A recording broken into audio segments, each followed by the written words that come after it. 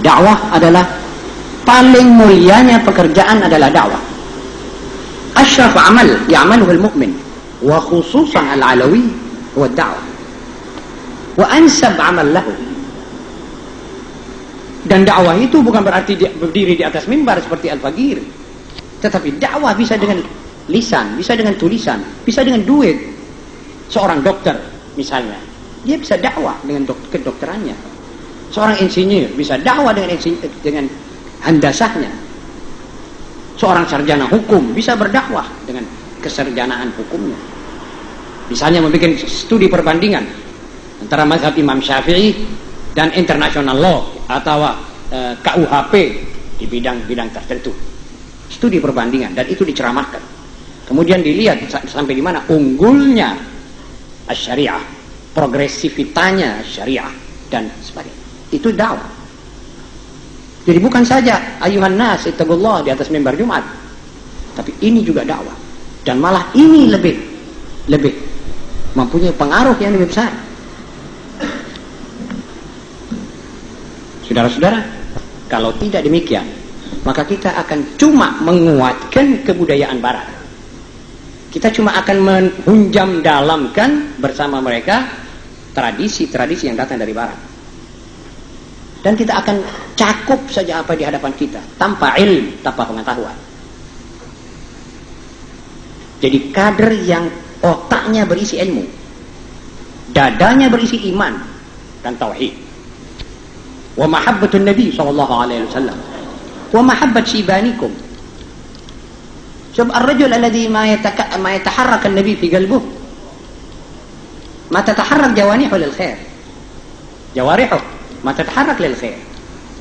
Seorang manusia, apalagi alawi, yang dadanya tidak hidup di tengah-tengah dadanya nama Nabi Muhammad dan sejarah Nabi Muhammad, maka anggota badannya tidak akan bergerak untuk kebaikan. Hampir bisa dikatakan a priori ini. Hampir diaksiomakan oleh ahli tasawuf. Karena itu, kita didik manusia yang dadanya berisi tauhid, berisi akhlak, berisi mahabbat Rasulullah SAW. Akhirnya, kader yang kantongnya cukup. Pemuda yang masih menunggu belas kasihan orang, dai yang masih menunggu kasihan orang, dai itu tidak akan mungkin berbicara dengan benar. Pasti dia akan menenggang perasaan orang yang hadir. Seorang dai harus yukallimun nas bilughatil mu'min, al-lughah allati ma tahrifu al-laf wala ad-dawaran. Ad-da'i yahtaj ila syaja'ah adabiyah. ما هي الشجاعة الأدبية؟ هي شجاعة الرأي الحر، شجاعة الضمير الحر، شجاعة الذي يده تحكي عن اللي يريده، وشجاعة الذي يتكلم بلسانه ثم يكون كلامه ترجمانا عما في وجدانه. Itu syaja'ah. Itu muballigh.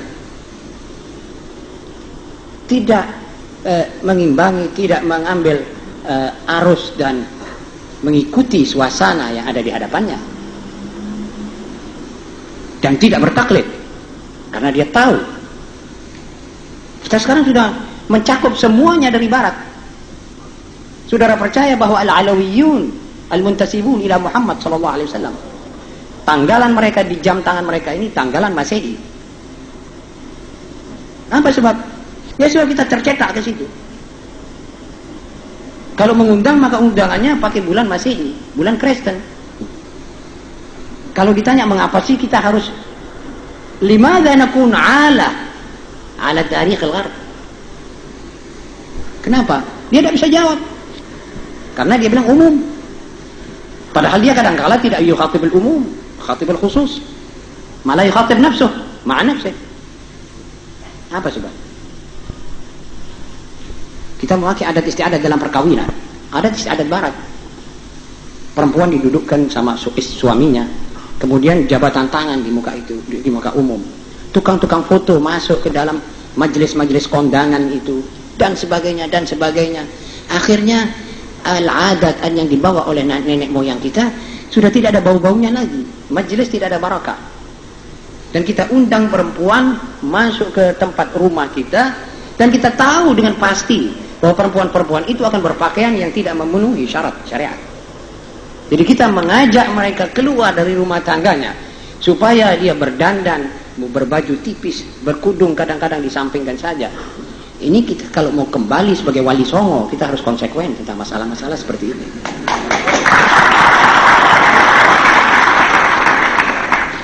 Maaf dan beribu-ribu maaf. Tepuk tangan ini dari barat. Al-mu'min idza fariha min syai'. Seorang mukmin kalau gembira, dia bilang Allahu akbar walillahil hamd.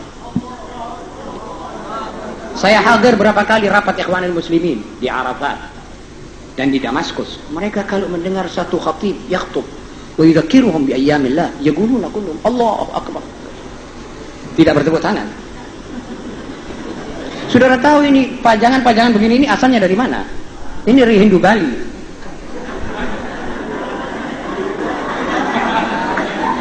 Hendaknya kita ada orang-orang yang mengerti masalah-masalah seperti ini, lalu natajannab. Kita mesti nukawin syakhsiyah. Kita harus mempunyai kepribadian.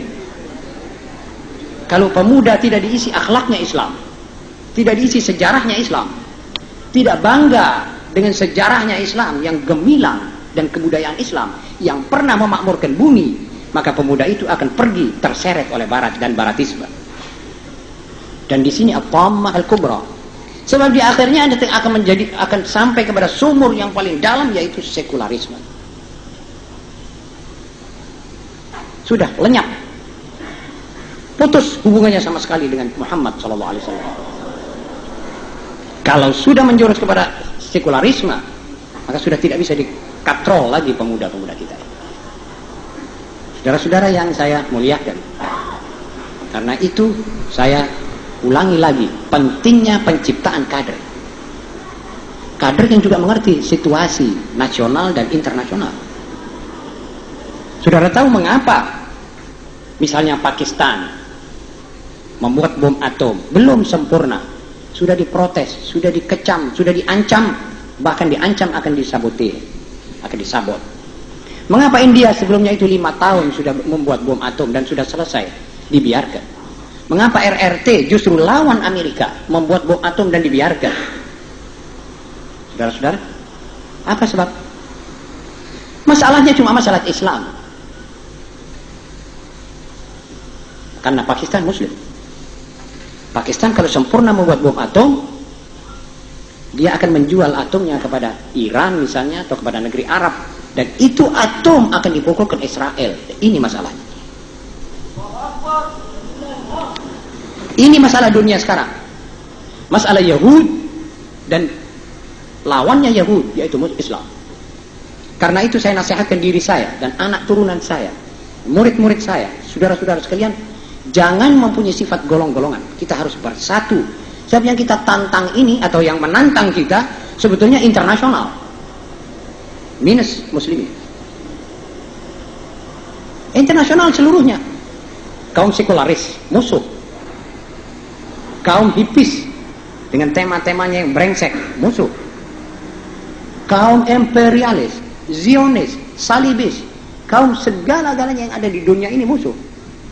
Sampai kaum orientalis itu matang dia punya cara dalam memasukkan faham-faham anti-Islam dalam buku-buku yang mereka namakan bahas tentang Islam. Kita harus memahami itu. Harus ada orang-orang yang memereteli itu. Dan harus siang malam bekerja untuk itu. Karena itu kader itu nanti kalau sudah selesai harus dijadikan seorang yang bergerak di tengah masyarakat dengan target. Dengan target apa? Jadi antakum hadaf. Kalau orang tidak punya hadaf, seperti mana kita keluar dari rumah tidak tahu akan kemana, kita akan menghayun langkah sia-sia. Kadang-kadang kita mau pergi Pabean, Purung, pergi ke Sidotopo, tidak jadi. Alhasil seperti itulah keadaan manusia yang tidak mempunyai hadaf. Jangan dikira golongan Cina sebagai minoritas tidak mempunyai hadaf. Tempat membicarakan hal ini bukan di sini. Hindu Bali sebagai minoritas agama tidak mempunyai hadaf. Jangan dikira kaum kebatinan tidak mempunyai hadaf dan tidak bekerja. Mereka bekerja keras. siang dan malam, pagi dan petang, dan tidak pernah surut. Yang tidak bekerja sebenarnya kita, kaum muslimin, dan khususnya yang bertanggung jawab, yaitu pemuda Arab, keturunan Arab, dan khusus al-Alawiyyin. Siapa al-Alawi? Kalau benar dia mau mengatakan dirinya Alawi, dia harus menjadi muballigh dan da'i, dan harus memberi lebih daripada menerima, dan harus lebih berkorban, korban waktunya, korban perasaannya. Pasti akan dikecam orang. Mana ada muballigh yang akan disambut begitu saja? Muhammad SAW dikecam. Tadi sudah dikatakan, kenapa turunnya wahyu justru kepada manusia yang hina ini? Kenapa tidak salah seorang yang besar seperti Al-Walid bin Mughirah dan sebagainya? Itu sudah pasti. Sebab yang menjadikan mereka jingkrak adalah Islam. Barat dan Timur sudah bersatu untuk merongrong Islam. Lihat itu pengungsi dari Bangladesh. Lihat kemarin pagi bagaimana pembunuhan massal terhadap kaum muslimin di Bihar, di India. Mana reaksi Barat? Diam. Lihat itu kapal terbang yang diberikan oleh Amerika kepada Yahud, Al-Qiyam As-Suhyuni, yang saban hari melabrak Libanon Selatan. Mengapa mereka bungkam? Protes-protes seakan-akan membombong Israel untuk lebih berani. Wah, kenapa orang Arab ini semua sekarang pada keok dan diam?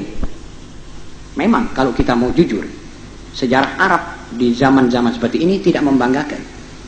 Memang kita harus prihatinkan. Kenapa Arab makan Arab dan meninggalkan Israel kuat? Sejak Abdul Nasir. Kenapa justru dia yurabit fil Yaman, yadrib al-Yamaniyin? Sampai 2 tahun Abdul Hakim Amir yurabit fil Yaman. Akhirnya begitu selesai dan tidak berhasil menaklukkan Yaman, Yahudi memukul dia tahun 67. Dan 28.000 kilo persegi hilang ke tangan Yahudi, termasuk Baitul Maqdis, yang sampai sekarang tidak bisa dikembalikan lagi. Sebab mereka Islamnya sudah disadap oleh Zionis internasional dan Salibis dan kaum sekularis. Yaqul an-Nadawi atalallahu baqa'ah, tidak ada musibah lil muslimin ala muslimin fil qarn al-20 lebih daripada al-ilmaniyah. Tidak ada musibah yang menimpa kaum muslimin lebih daripada sekularisme. Indonesia menjurus kepada sekularisme. Hati-hati saudara, keturunan Arab, dan khusus al-Alawiyyin. Hati-hati saudara tidak mempunyai andil dalam mengembalikan Indonesia sebagai negara ketuhanan yang konsekuen. Dan ketuhanan harus ditafsirkan qul huwallahu ahad secara konsekuen. Kalau tidak, saudara konyol. Saudara menempati tempat ini seperti orang yang menempati satu gedung yang indah. Tidak berhak dia menempati gedung itu, dan tidak pantas ditempatkan di gedung yang indah. Min syukrillah ala hadhihi an-ni'mah, ni'mat igamatina fi hadhihi al-bilad, an na'mal li ajlihi wa an nujahid fi sabil nasr dinih wa i'la' kalimatih. Kita tutup sejarah lampau, sejarah di mana kita keliru, kata saudara Taufik dan kata saudara-saudara yang lain. Memang syiban kita sebagian juga bisa keliru.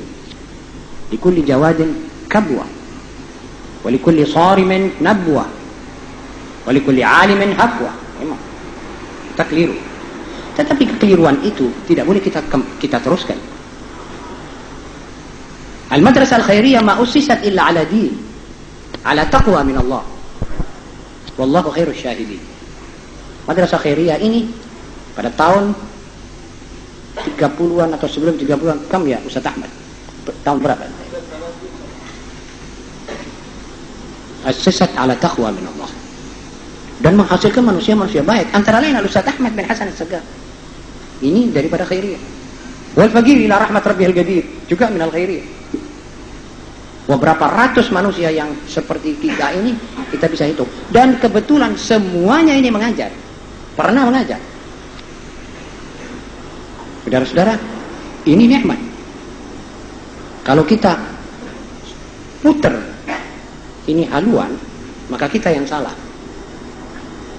Kita yang salah.